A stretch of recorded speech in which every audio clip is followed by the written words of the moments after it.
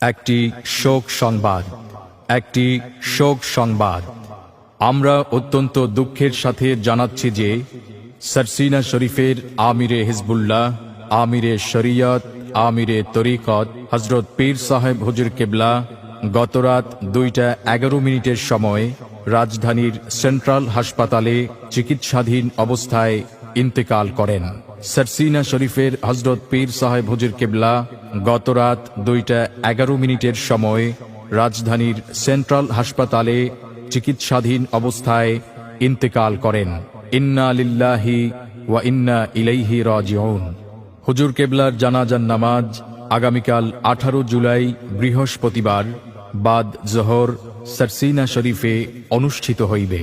হুজুর কেবলার জানাজার নামাজ আগামীকাল 18 জুলাই বৃহস্পতিবার বাদ জোহর সরসিনা শরীফে অনুষ্ঠিত হইবে।